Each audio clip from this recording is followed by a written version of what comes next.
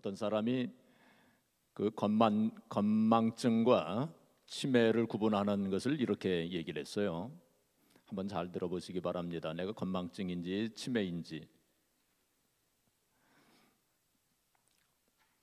열쇠를 잊어버렸습니다. 열쇠를 어디에 뒀는지 도무지 생각이 안 나요. 그러면 건망증일까요? 치매일까요? 그는 건망증입니다.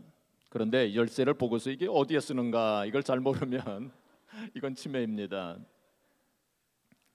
그리고 계단에서 넘어졌어요. 계단에서 넘어졌는데 올라가다가 넘어졌는지 내려가다가 넘어졌는지 그게 좀 잘 생각이 안 나면 그 건망증입니다. 너무 걱정하실 필요 없어요. 그런데 친구를 오전에 만났습니다. 오전에 친구를 만났는데 오후에 또 그 친구를 만났을 때 야 오래간만이다 하고 그러면 그거 좀 이상합니다. 좀 걱정을 해봐야 돼요. 그 다음에 또 친구를 만나가지고 다음 주 화요일 날 만나자 하고 약속을 했어요. 그래서 내가 수첩에다가 다음 주 화요일 몇 시 누구 이렇게 딱 이렇게 적어놨어요. 그리고서는 그 친구와 이제 헤어지면서 그 친구가 다음 주 화요일 날 만나는 거 잊지 마. 그래가지고 수첩을 이렇게 보니까 아까 적어놓은 그 화요일 날 몇 시 그게 있어요. 이게 선약이 있어서 안 되겠는데. 그러면 그거 치매 초기 증세입니다. 제가 웃자고 하는 얘기입니다. 웃을 일이 없는 이 세상 사시면서 늘 웃으시면서 그렇게 사시기 바랍니다.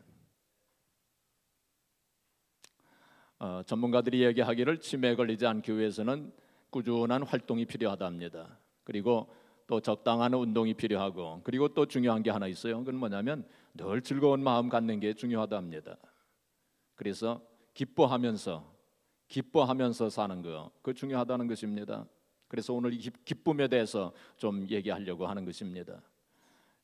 2주 전에 제가 성령의 열매 첫 번째 열매 사랑에 대한 말씀을 우리 같이 생각해 봤죠. 근데 오늘은 그 두 번째 그 희락 기쁨에 대해서 우리 같이 좀 생각해 보려고 하는 것입니다. 그런데 한 가지 짚고 넘어가야 될 게 있습니다. 그건 뭐냐면 우리가 갈라디아서 5장 22절에 성령의 열매 9가지 있지 않습니까? 사랑과 희락과 화평과 우리 참 자비, 영선, 충성, 온유, 절제 9가지가 있는데 거기에 보면은 원문에 보면은 그 성령의 열매라고 말씀을 할 때 그 열매가 단수로 되어져 있습니다. 단수. 9가지면은 이 복수가 되어져야 될 것 같은데 단수로 되어져 있어요. fruit라고 영어도 fruit입니다. fruits가 아니고 fruit라고 단수로 되어져 있어요. 그리고 그런데 반면에 5장 19절에 보시면은 그 육체의 일, 그 육체의 열매를 가리키는 것인데 육체의 열매 여러 가지를 쭉 말씀하고 있지 않습니까? 거기 보면은 육체의 일은 복수로 되어져 있습니다. 육체의 열매는 복수로 되어져 있고 성령의 열매는 단수로 되어져 있어요. 그 의미심장하지 않습니까? 어떤 의미를 가지고 있느냐면은 육체의 열매는 여러 가지 원인으로 그러한 육체의 열매가 맺어지게 된다는 것입니다. 그런데 성령의 열매는 오직 한 가지, 성령의 역사로 성령의 열매가 맺어지게 되는 것이다. 그걸 말씀하시고 있는 것이고 성령의 열매 9가지가 다 다른 것이 아니라 사실은 한 가지라는 것입니다. 그리고 서로 연결되어져 있다. 그래서 성령의 열매 9가지를 단수로 하나로 그렇게 말씀한 것입니다. 자, 오늘 본문 말씀을 보아도 여기 로마서 14장 17절 말씀 보시면 하나님의 나라는 먹는 것과 마시는 것이 아니요 오직 성령 안에 있는 의와 평강과 희락이라 말씀했어요. 성령 안에 있는 의와 평강과 희락이라. 성령 안에서 성령의 역사로 이러한 의와 평강과 희락이 이루어진다. 오늘 특별히 희락에 대한 말씀 우리 같이 생각해 보는 것인데 우리가 성령의 역사로 이러한 희락, 마음의 기쁨이 이루어지게 된다. 그걸 말씀하시고 있는 거죠. 그리고 18절 말씀 보시면 이로써 이것을 가지고 그리스도를 섬기는 자는 하나님을 기쁘시게 하며 그렇게 말씀했습니다. 그러니까 우리의 마음속에 이러한 희락의 열매, 기쁨의 열매가 맺어졌을 때에 이러한 기쁨을 가지고 하나님을 섬길 때에 하나님께서 기뻐하신다는 것입니다. 우리가 예배드릴 때도 말이죠, 우리가 기쁨으로 하나님 앞에 예배드려야 됩니다. 그렇지 않습니까? 우리가 하나님 아버지 앞에 나오는데 얼마나 기쁩니까? 그렇죠? 우리가 그 기쁨을 가지고 하나님 앞에 예배드려야 돼요. 우리가 또 헌신할 때, 하나님의 일을 할 때 억지로 마지못해서 누가 시켜서 하는 그것이 아니라 바로 우리가 기쁨으로 하나님의 일을 할 때 하나님께서 그것을 기쁘시게 받으신다는 의미가 여기에 있습니다. 그 다음에 또 사람에게도 칭찬을 받느니라 했습니다. 우리가 기쁨이 있으면 말이죠, 다른 사람들도 칭찬을 한다는 것입니다. 우리가 웃는 사람 좋아합니다. 그렇죠? 그래서 늘 기뻐하는 사람, 다른 사람들도 좋아한다는 것입니다. 그런 의미가 여기에 있습니다. 또 데살로니가전서 5장 16절부터 18절까지 말씀 우리가 잘 알고 있는 말씀 있죠. 항상 기뻐하라, 쉬지 말고 기도하라, 범사에 감사하라. 이는 그리스도 예수 안에서 너희를 향하신 하나님의 뭐라고 그랬어요? 뜻이니라 그랬어요. 그러니까 무슨 뜻입니까? 바로 항상 기뻐하는 그것이 하나님의 뜻이라는 거예요. 그러니까 이것을 우리가 좀 바꾸어서 말하면 어떤 의미가 되느냐면은 항상 기뻐하지 않으면 그거 하나님의 뜻을 어기는 것이 된다는 것입니다. 항상 기뻐하지 아니하는 거, 그것도 사실은 죄에 속한 것이라는 거예요. 기뻐하지 않는 거, 그거 죄인 줄 모르셨죠? 근데 기뻐하지 않는 거, 그거 죄라는 것입니다. 하나님 앞에. 셔우드 워트라고 하는 사람이 이렇게 얘기했습니다. 하늘로 가는 길이 가파르고 힘든 오르막이라면 기쁨은 그 오르막을 쉽게 올라가게 하는 엘리베이터이다 그랬어요. 엘리베이터 얼마나 쉽게 쫙 위로 올라가지 않습니까? 근데 우리가 이 세상 살다 보면 참 어려움이 많지 않습니까? 천성 가는 길, 하늘나라 가는 길이 그렇게 쉽지 않습니다. 오르막길이 많아요. 그런데 기쁨이 있으면 정말로 그 신령한 기쁨, 성령의 열매, 이 기쁨의 열매를 가지고 살아가는 사람은 천성 가는 길 아무리 힘들고 어렵고 고달파도 그것이 뭐가 돼요? 엘리베이터가 된다는 거예요. 그래서 쉽게 천성까지 올라갈 수 있다. 그런 의미가 여기에 있습니다. 또 윌리엄 바클레이, 이분은 참 유명한 그 성경 주석가 아닙니까? 윌리엄 바클레이가 이렇게 말했어요. 뭐라고 얘기했냐면 우울한 크리스천이란 말은 없다 그랬어요. 우울한 크리스천 없다는 것입니다. 크리스천은 우울할 수가 없다는 거예요. 진짜 크리스천이라면 우울하지 않다는 것입니다. 우울하다고 하면 그 진짜 크리스천이 아니라는 거예요. 뭔가 좀 잘못되어져 있다는 거예요. 크리스천이라면 늘 마음속에 그 기쁨이 샘솟도록 그렇게 되어져 있다. 그걸 말씀하고 있는 것입니다. 자, 그렇다면 우리 크리스천들에게는 문제가 없고 우리 크리스천에게는 슬픈 일도 없기 때문에 우리가 늘 기뻐할 수 있는 것인가요? 아닙니다. 우리 크리스천들에게도 많은 문제가 있어요. 많은 어려움과 고통과 슬픔이 눈물이 있어요.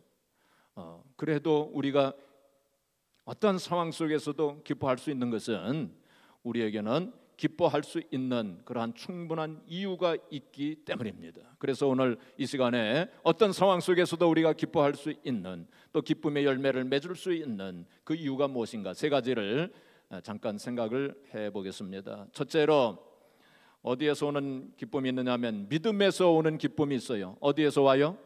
믿음에서 오는 기쁨이 있습니다. 믿음에서 오는 기쁨이 있어요.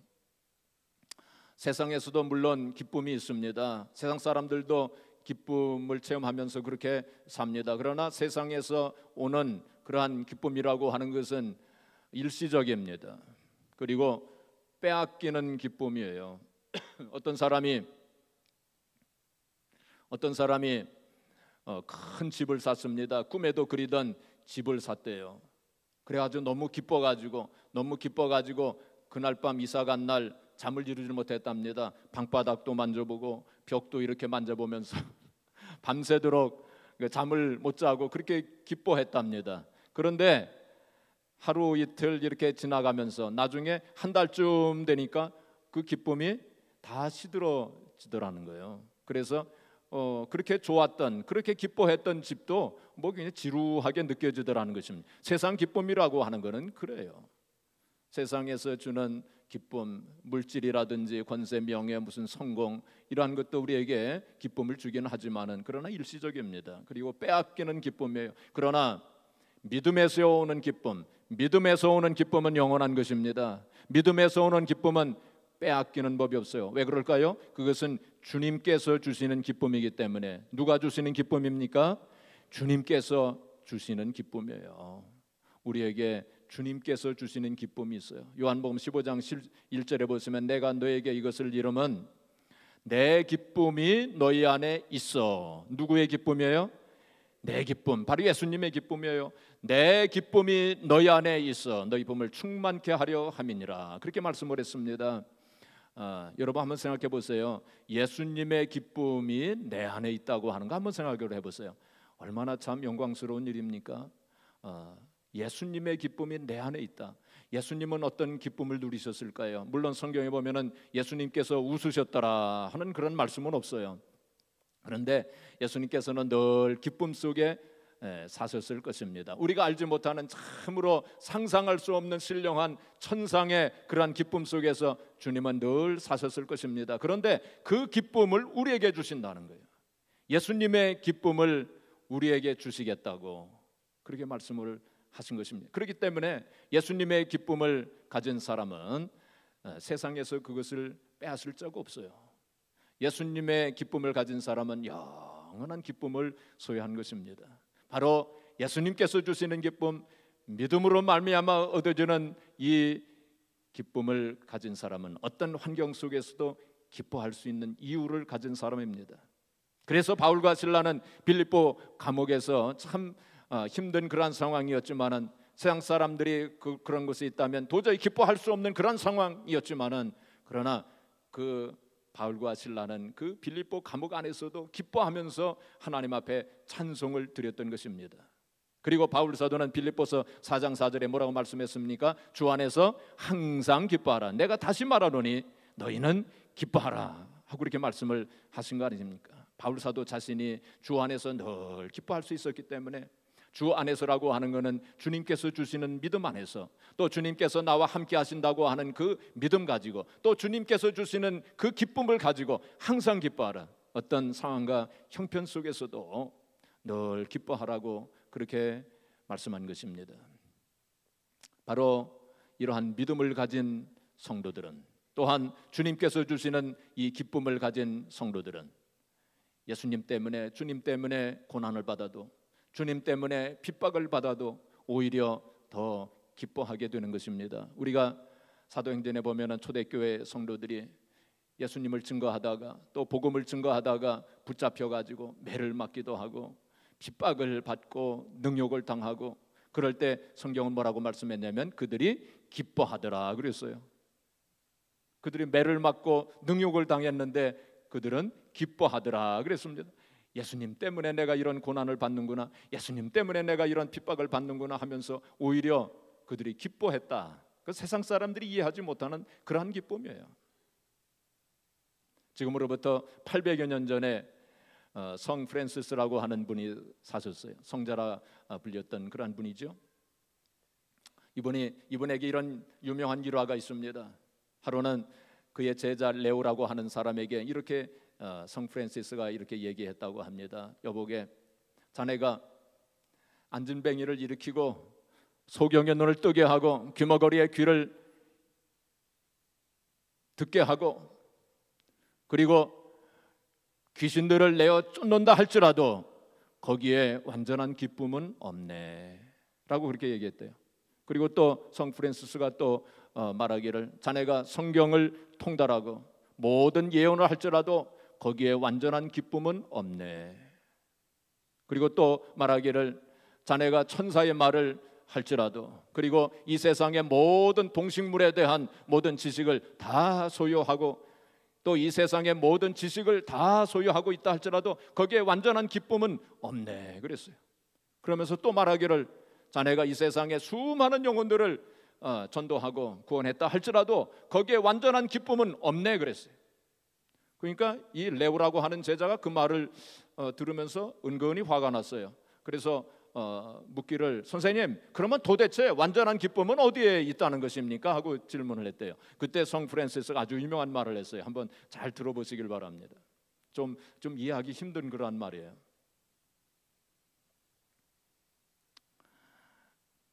그건, 그 완전한 기쁨은 비가 내리는 싸늘한 날에 자네가 비에 흠뻑 젖어 굶주린 창자를 안고 수도원에 와서 문을 두드렸을 때 수도자인 접수계의 사람이 화가 나서 당신은 누구요?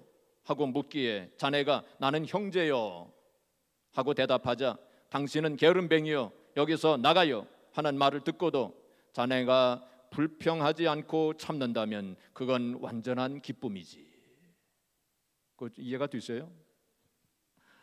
자네가 다시 한번 문을 두드렸을 때 그가 밖에 나와 당신에게 욕하면서 당신을 쫓아내어도 참고 받아들인다면 그것은 완전한 기쁨이지. 다시 한번 눈물을 흘리면서 문을 두드렸을 때 상대방이 나타나 자네를 진창 속에 쓰러뜨리고 몽둥이로 때려도 그 고통을 예수님처럼 받아들인다면 그건 완전한 기쁨이지 라고 그렇게 성 프란시스가 얘기했다는 것입니다. 세상 사람들이 이해하지 못하는 그런 말을 한 거예요. 세상 사람들이 이해할 수 없는 기쁨이 거기에 있는 것입니다. 사실 이 말을 좀 들으면은 좀 비현실적인 그러한 느낌이 좀 들지 않아요? 그러나 우리가 그 말을 깊이 한번 생각해 본다면 거기에 참 깊은 의미심장한 의미가 있다고 하는 것을 우리가 깨닫게 됩니다. 우리 크리스찬들은 그러한 기쁨의 비밀을 가진 사람들입니다. 세상 사람들이 알지 못하는 그 기쁨의 비밀을 가지고 있는 사람들이에요. 바로 이러한 기쁨은 언제 얻어질 수 있느냐? 바로 나에게 주어진 그 십자가를 지고 예수님의 뒤를 따라가는 사람들만이 체험할 수 있는 그러한 기쁨이 여기에 있는 것입니다. 바로 예수 그리스도의 흔적을 우리의 심령 속에, 우리의 생활 속에 가지고 있는 사람들만이 가질 수 있는 기쁨의 비밀이 여기에 있는 거예요. 사랑하는 성도 여러분, 그런데 이 믿음에서 얻어지는 이 기쁨 중에서 가장 근원적인 기쁨은 어디에서 오는 기쁨이냐? 바로 구원의 기쁨입니다. 구원의 감격 속에서 얻어지는 그 기쁨이 최고의 기쁨이에요. 그래서 예수님께서 70명의 제자를 따로 세워가지고 전도대를 편성해가지고 그들을 전도하라고 보내셨어요. 그리고 그들이 돌아와가지고 이제 보고회를 열었습니다. 주님, 오늘은 몇 사람에게 전도했습니다. 오늘은 몇 사람에게 또 전도했. 여기 다 이제 보고회를 열었어요. 그때 예수님께서 뭐라고 말씀하셨냐면 너희가 나아가서 복음을 전할 때에 사탄이 하늘에서 떨어지는 것을 보고 기뻐하지 말고 너희의 이름이 생명록에 기록된 것을 보고 기뻐해라. 할렐루야. 너희의 이름이 생명록에 기록된 것을 보고 기뻐해라. 그 어떤 기쁨보다도 나의 이름이, 여러분들의 이름이 지금 어디에 기록이 되어져 있어요? 생명록에 기록이 되어져 있다는 것입니다. 얼마나 감격스러운 일입니까? 얼마나 기쁜 일입니까? 우리가 그걸 자꾸만 잊어버려요. 우리가 신앙생활 하는 데 있어서도 자꾸만 그걸 잊어버려요. 그래서 조그만 어려운 일이 생겨도, 조그만 문제가 생겨도 우리가 기쁨을 상실해버리고 마는 것입니다. 그러나 우리가 우리 구원의 이 기쁨, 구원의 감격 속에서 얻어지는 이 기쁨을 우리가 가지고 있다면 어떤 상황 속에서도 우리가 기쁨을 잃어버리지 않게 될 것입니다. 내 이름이 바로 생명록에 기록이 되어져 있다는 사실 우리가 꼭 기억을 해야 됩니다. 그 구원의 감격을 우리의 마음속에 늘 가지고 살아야 하는 것입니다. 하이든이라고 하는 작곡가가 있죠. 이 사람은 많은 음악을 작곡한 그런 사람입니다. 근데 이 하이든이 작곡한 그 음악 속에는 늘 그 기쁨이 충만하게 있다는 것입니다. 그래서 한 사람이 그에게 물어봤답니다. 선생님의 음악 속에는 어떻게 그렇게 기쁨이 충만하게 담겨져 있습니까? 하고 물었을 때 그가 이렇게 대답했답니다. 하나님께서 나를 구원해 주셨는데 어찌 기뻐하지 않을 수 있습니까? 어찌 슬픈 음악이 나올 수 있습니까? 나는 늘 그 기쁨이 가슴에 뛰고 있습니다. 그 구원의 감격, 이 하이든은 바로 그 구원의 기쁨을 알고 있는 사람이었어요. 구원의 감격 속에서 생겨나는 그 기쁨을 늘 가지고 있었던 사람이었어요. 그 기쁨이 있었기 때문에, 그 기쁨을 가지고 음악을 작곡했기 때문에 그 음악 속에 그 기쁨이 들어가 있었던 것입니다. 사랑하는 성도 여러분, 주님께서 주시는 주님의 기쁨이, 그리고 믿음으로 얻어지는 기쁨, 주님께서 나와 늘 함께 하신다고 하는 그 기쁨이 저와 여러분들의 심령 속에 충만하시기를 주님의 이름으로 축복합니다. 둘째로 어디에서 오는 기쁨이냐면 사랑에서 오는 기쁨이 있어요. 사랑에서 오는 기쁨을 우리는 가지고 있는 사람입니다. 우리 2주 전에 제가 사랑이라고 하는 제목으로 말씀을 드릴 때에 그런 말씀을 드렸죠. 우리는 하나님을 사랑할 수 있는 그런 능력이 없다고, 그리고 다른 사람들, 이웃들을 사랑할 수 있는 능력이 우리에게 없다고, 그런 말씀을 드렸습니다. 우리가 하나님께서 우리를 먼저 사랑하셨는데, 하나님께서 나를 사랑하시는 그 사랑을 깨닫는 만큼 그 사랑 가지고 우리가 하나님을 사랑할 수 있고, 하나님께서 나를 사랑하셨다고 하는 그 높고 깊고 넓고 그 큰 사랑을 우리가 깨닫는 만큼 우리가 그것을 가지고 이웃을 사랑할 수 있다고. 저수지에 물이 이렇게 막 차기 시작하면은 그것이 넘쳐 흘러가지 않습니까? 그 하나님의 사랑이 내 마음속에 차고 흘러 넘칠 때 그것이, 그 사랑이 바로 이웃에게도 전달되어지는 것이라고, 그런 말씀을 제가 드렸습니다. 그리고 그 사랑이 이루어질 때 비로소 우리의 심령 속에 신령한 기쁨이 흘러 넘치게 된다, 그런 말씀도 드렸습니다.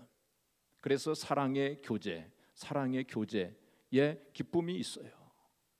예수님께서 요한복음 17장에 보시면은, 요한복음 17장에 보시면은 그 마지막으로 이제 십자가를 앞에 두시고 기도하신 그 내용이 요한복음 17장에 있는 내용입니다. 그래서 대제사장의 기도라고 그렇게 부릅니다. 그 대제사장의 기도, 예수님께서 그 기도를 하신 그 내용이 여러 가지로 나와 있는데 그 가운데서 아주 중요한 세 가지 포인트가 있어요. 예수님께서 기도하실 때 아주 중요한 세 가지 대목을 가지고 기도를 하시는데 그것이 뭐냐면 사랑, 그리고 교통, 그리고 기쁨입니다. 제가 한 구절씩만 제가 읽어드리겠습니다.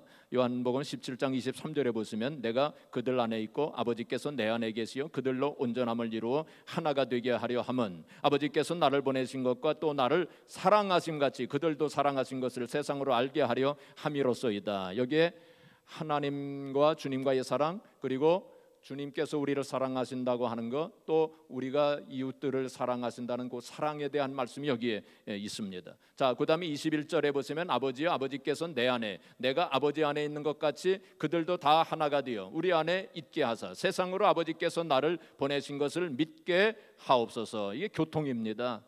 교제, 하나님과 주님과의 교통, 또 주님과 우리와의 교통, 또 다른 사람들과의 교통, 그걸 말씀하시고 있는 거예요. 더 나아가서는 13절에 보시면, 지금 내가 아버지께로 가오니 내가 세상에서 이 말을 하옵는 것은 그들로 내 기쁨을 그들 안에 충만히 가지게 하려 함이니이다. 여기서 기쁨을 말씀하시고 있어요. 그래서 이 세 가지 대목은 바로 사랑, 교통, 그리고 기쁨입니다. 하나님과 주님과의 그 사랑, 그리고 교통, 그리고 주님과 우리와의 사랑, 그리고 교제, 그리고 다른 사람들과의 사랑, 교통을 통해서 뭐가 얻어져요? 기쁨이 얻어진다고, 그걸 말씀하시고 있는 거예요. 바로 사랑의 교통 속에서 기쁨이 생깁니다. 세상에 가져다 주지 못하는 신령한 기쁨이 거기에 있다 하는 것을 말씀하시고 있는 거예요. 여러분, 그렇기 때문에 여러분들이 기도하실 때에 물론 우리가 기도를 열심히 해야 되지만은, 기도하는 동안에 주님과 하나님과 그 사랑의 교통을 가지세요. 기도하시면서 사랑의 교제의 시간을 꼭 가지시길 바랍니다. 주님의 사랑을 깨닫고 내가 주님을 사랑하고 그 사랑의 교통, 그걸 통해서 기쁨이 생깁니다. 그래서 기도하고 나서 마음속에 신령한 기쁨이 그래서 생겨나는 거예요. 바로 주님과의 사랑의 교통이 있었기 때문에. 여러분, 그리고 또한 일상생활 속에서도 순간순간 살아가시면서 주님과 사랑의 교제를 하세요.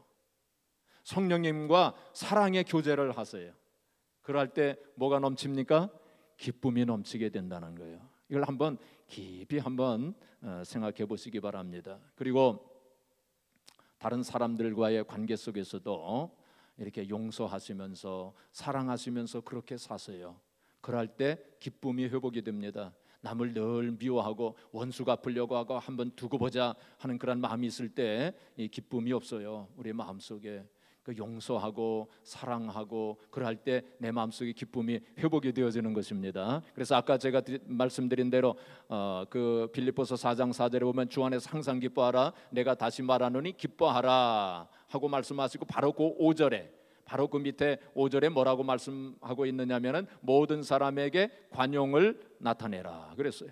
모든 사람에게 넉넉한 마음, 너그러운 마음, 이해하는 마음, 용서하는 마음을 가지라. 그럴 때 기뻐할 수 있다. 그걸 말씀하시고 있는 거예요. 그래서 우리 인간관계 속에서 꽁 하고 이렇게 생각하지 마시고요. 다 푸세요. 그리고 용서하세요. 이해하세요. 그럴 수도 있지 하면서 그럴 수도 있지 하면서 그렇게 사세요. 우리 짧은 세상 아닙니까? 남 비워하고 원수 갚으려고 하는 그런 마음 가지고 살 시간이 없어요. 사랑하기에도 부족한 참 짧은 세상 아닙니까? 그런 마음으로 살아갈 때 우리의 기쁨이 상실되지 않고 늘 기뻐하시면서 그렇게 살 수가 있다고 말씀하시고 있는 것입니다. 마지막으로 소망에서 오는 기쁨이 있어요. 어디에서 와요? 소망에서 오는 기쁨이 있습니다. 우리는 세상 사람들이 가지고 있는 소망과는 다른 소망을 가지고 살아요. 세상 사람들은 이 세상의 소망을 두고 살아가고 있지만 우리는 하늘나라 천국에 대한 소망, 영생에 대한 소망 가지고 우리가 살고 있지 않습니까? 그래서 우리가 늘 그것을 바라보면서 우리가 돌아갈 그 고향 본향을 생각하면서 천국에 대한 소망, 하늘나라에 대한 소망 가지고 우리가 사는 것입니다. 로마서 8장 18절에 보시면 현재의 고난은 장차 우리에게 나타날 영광과 좋게 비교할 수 없도다. 그 말씀했어요. 현재의 고난, 우리가 이 세상에 살면서 당하는 여러 가지 고난과 슬픔, 눈물 얼마나 많습니까? 그렇지만은 하늘나라에 가서 우리가 누릴 그 영광을 생각해 본다면 이 세상에서 가지는 고난과 문제, 슬픔, 눈물은 그거 아무것도 아니라는 거예요. 그래서 현재의 고난은 장차 우리에게 나타날 영광과 좋게 비교할 수 없도다. 우리가 그걸 생각하면, 그 소망을 생각한다면, 그 소망에 있는 사람들은 그 마음속에 신령한 기쁨이 충만한 것입니다. 어제 우리 교회에서 그 교도소 선교 세미나가 열렸어요. 그래서 많은 은혜를 받았는데 이번에 그 오신 강사님은 콜로라도에서 오신 분이에요. 이영희 목사님이라고. 이분은 그 콜로라도에서 그 감옥 선교를 하신 분이에요. 미국의 감옥에 있는 분들이 250만 명이나 됩니다. 그렇게만 세계에서 제일 많아요. 그 감옥에 있는 분들을 찾아다니고 복음을 전하고 그들을 위로해주고 전도하고 영혼 구하는 그러한 일을 오랫동안 하신 분이에요. 그 책도 한 20여 권 쓰셨어요. 참 그분의 여러 가지 간증이 참 감동적인 간증이 많더라고요. 그 가운데서 하나만 소개하면 이분이 그 남편이 미국 분인데 이분도 연합감리교 목사님이 있었어요. 남편도 그렇고 이 아내도 그렇고 이 남편이 그런데 6년 전에 갑자기 돌아가셨어요. 사고로. 그래 얼마나 큰 충격에 빠졌겠습니까? 큰 충격과 슬픔 속에 잠겨 있는데 그때 주님께서 그에게 말씀을 주시기를 그 사람은 그 시간을 그의 시간을 다 보냈다 하고 그렇게 말씀을 하시더래요. 그의 시간을 이 세상에서 다 보냈다고 주님께서 그렇게 말씀을 하시더래요. 그러니까 그 남편이 하나님께서 정해놓으신 그 시간을 다 이 세상에서 살았다 하는 그 의미로 주님께서 그렇게 말씀을 하시더래요. 그래서 큰 위로를 받았는데 3일 후에 그 남편이 나타났어요. 환상 중에 나타나가지고 아주 밝은 미소를 지으면서 그에게 격려를 붙이더래요. 웃으면서 그 자기에게 격려를 붙이면서 땡큐 그러더라고요. 남편이 그러더래요. 고맙다고. 그러면서 천상의 그 춤을 추는데 천상의 춤을 거기서 덩실덩 막 춤을 추더래요. 그 남편이 거기서. 근데 사실은 그 남편이 이 세상에서는 춤을 추지를 못했답니다. 춤을 추지를 않았대요. 춤추는 걸 못 봤대요. 춤을 못 추는데 남편이. 그런데 거기서는 그 환상 중에 그렇게 완전한 기쁨 속에서, 완전한 행복 속에서 그렇게 춤을 막 추더래요. 그래서 그가 큰 위로를 받고 또 평강과 그리고 기쁨이 충만하게 되었노라고 그렇게 간증을 했습니다. 제가 그 간증을 들으면서 우리도 언젠가는 그 하늘나라에 올라가서 춤을 추고 퍼펙트 댄싱이라고 그렇게 얘기하더라고요. 아주 완전한 춤을 추었답니다. 우리가 퍼펙트 댄싱을 하게 될 날이 오게 될 줄로 믿습니다. 저도 춤을 못 춰요. 그런데 하늘나라에 가서 저도 그 퍼펙트 댄싱을 아마 하게 될 거예요. 우리가 그걸 소망하는 사람들 아닙니까? 언젠가는 그런 날이 우리에게 오게 될 거야. 우리는 그런 소망을 가지고 살아가는 사람들 아닙니까? 그럴 때 우리의 심령 속에 이 세상에 가져다 주지 못하는 그런 기쁨이 우리에게 있어요. 사랑하는 성도 여러분, 이제 말씀을 정리하겠습니다. 우리는 세상 사람들이 알지 못하는 기쁨의 비밀을 가진 사람들이에요. 믿음에서 오는 기쁨, 사랑에서 오는 기쁨, 그리고 소망에서 오는 기쁨을 가지고 사는 사람들입니다. 그런데 이러한 기쁨은 바로 한마디로 말한다면 하나님의 은혜로 주어지는 거예요. 그러한 기쁨도 우리가 무슨 노력해서 얻어지는 겁니까? 또 우리가 무슨 어떤 공로가 있어서 이러한 기쁨을 누리는 것입니까? 아닙니다. 이러한 모든 것이 다 하나님의 은혜로 이루어지는 일이에요. 또한 성령의 역사와 성령의 열매로 이루어지는 거예요. 그래서 주님께서 뭐라고 말씀하셨냐면 내가 아버지께로 올라가면 너희 기쁨이 충만하게 되리라 그렇게 말씀하셨어요. 바로 주님께서 아버지께로 올라갔으면 보혜사 성령께서 내려오시고 보혜사 성령께서 우리의 심령 속에 이 성령의 열매, 기쁨의 열매를 맺게 해주소서. 우리의 심령 속에 기쁨으로 충만하게 해주시겠다고 그렇게 약속하신 것입니다. 사랑하는 성도 여러분, 이 세상에 살아가는 동안에 순간순간 성령으로 충만하게 되어져서 성령의 귀한 열매, 이러한 희락, 기쁨의 열매를 맺어서 참으로 하나님 앞에 영광 돌리시고 또 하나님의 영광을 보시는 저와 여러분들이 되어지기를 주님의 이름으로 축복합니다.